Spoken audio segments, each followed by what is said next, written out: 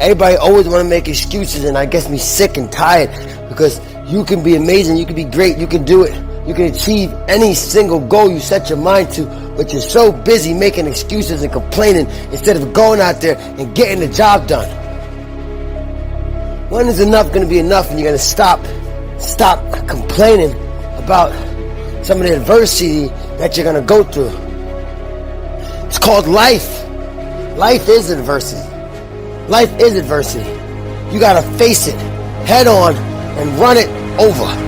Stop complaining, stop making excuses, and start doing things that's going to get you closer to your goal, to your dream. I will not allow you to become a prisoner in your own life. I will not let you sacrifice your greatness because somebody else doubted you. I will not allow you to give up when it gets hard, when it gets dark, when it gets lonely. You are a champion. You are a warrior. You were made for greatness. It is inside of you. It's not worth living life captivated by other people's perception of you. Stop worrying about it. Stop worrying about it. Start doing something that's going to build up your life and not tear it down. I have cut off the people who are not on the same mission with me. And yes, they are very upset. And yes, they said some nasty things about me. But guess what? I cut them off anyway. And I've surrounded myself with people who have the same values, who have the same mindset, and people who want to accomplish what I want to accomplish. Every single day in the safari, a lion wakes up. And every single day in the safari, a gazelle wakes up. If you wake up and you're a gazelle, you realize if you're going to survive, you must outrun the slowest gazelle. In your mind, you're thinking you got to outrun the fastest lion. That's not the truth. You just got to stay ahead of the slow gazelle. That's it. So every single day when you wake up, whatever it is that you do professionally, you better make sure you're not in the back of the pack. You better be as close to the front, if not up front, as possible, because every single day when the lion wakes up, it's only one thing on that lion's mind, and that is catching the gazelle that couldn't keep up. This is critical. This is not just a story. This is critical because what the gazelle realizes that the way it goes about its daily business is contingent upon life and death. That if that gazelle does not do what he or she is supposed to do, it will be eaten by a lion. The story says that even if you are a lion and you have the advantage, that when the sun comes up, you better get to running. Because if you are a lion, a gazelle is still not going to come to you and say, just eat me.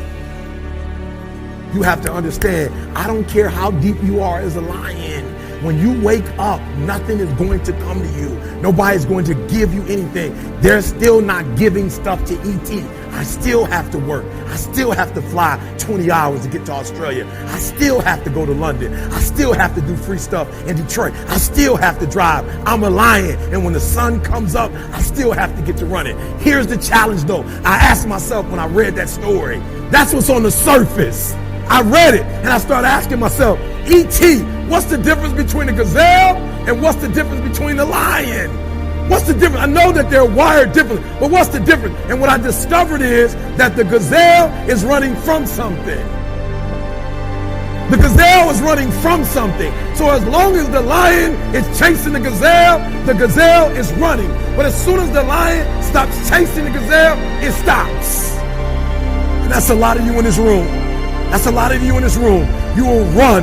You'll do what you're supposed to do. As long as you're getting pushed, as long as you're getting motivated, as long as somebody is encouraging you, as long as somebody's coaching you, as long as somebody's pushing you, as long as somebody's prodding you, you're doing what you're supposed to do. As long as somebody's calling you, as long as someone is enticing you, as long as somebody's giving you rewards, you're moving. But as soon as that stops, you stop. I asked myself the question about the lion, and I said the lion is not running to be rewarded. The lion is running to eat. Every single day, the lion is running to eat because the lion realizes when he kills the gazelle, not only does he eat the gazelle, but he brings it back home. So you've got to ask yourself, what's your why? What motivates you? What pushes you? What drives you? You're trying to do exactly what you're doing on this level. You're like, I'm getting up every day. I'm putting in 2.5. I'm putting in 3, and I'm not getting the opportunity. The opportunity might require 3.5. I'm lifting weights.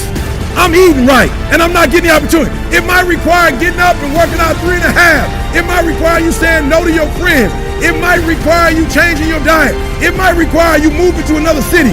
Whatever it takes, you got to be willing to do it. And you keep saying you're not there because of something else, because it's easier to blame somebody else.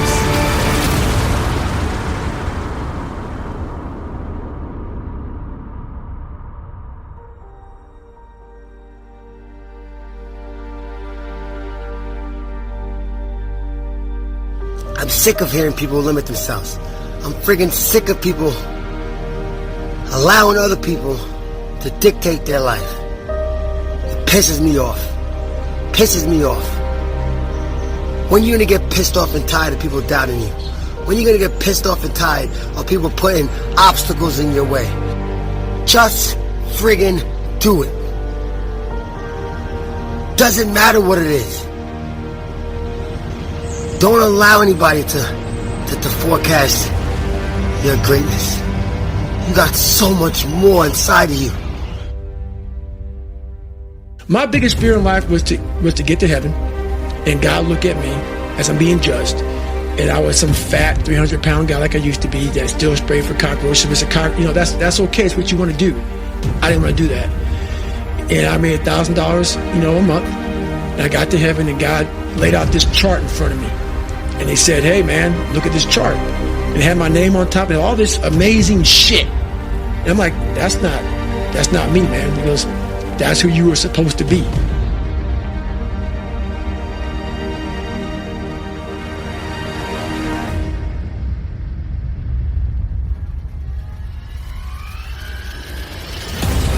Some of you love sleep more than you love success. And I'm here to tell you today, if you're going to be successful, you gotta be willing to give up sleep. You got to be willing to work off for 3 hours of sleep, 2 hours. If you really want to be successful, some days you're going to have to stay up 3 days in a row. Because if you go to sleep, you might miss the opportunity to be successful. That's how bad you got to want it. You got to want to be successful so bad that you forget to eat.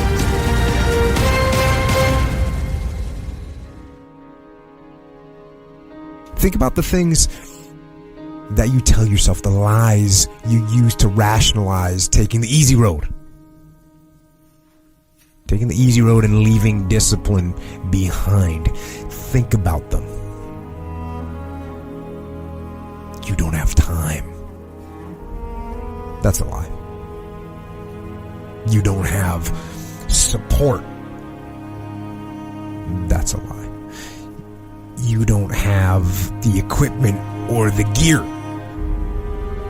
Lies. You don't know the best way. Who cares? That's a lie. Or you're too old, or you're too young. Of course you're too old or too young. Lie. And there's you're too busy. Sure you are. That's a lie. And you're too tired, or you're too sore, or you're just plain not feeling it. Lies, lies, lies. And the list goes on and on and on. And it doesn't stop if you don't make it stop. So recognize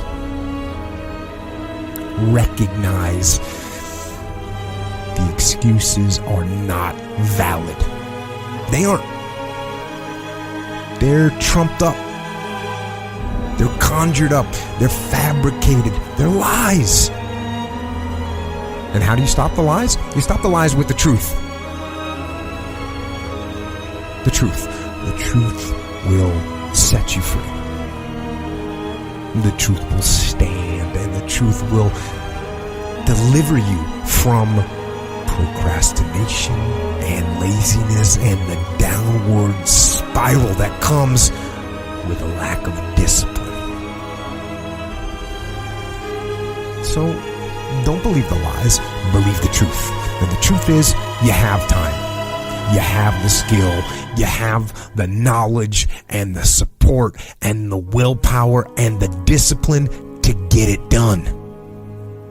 So cast out the lies. Burn them down.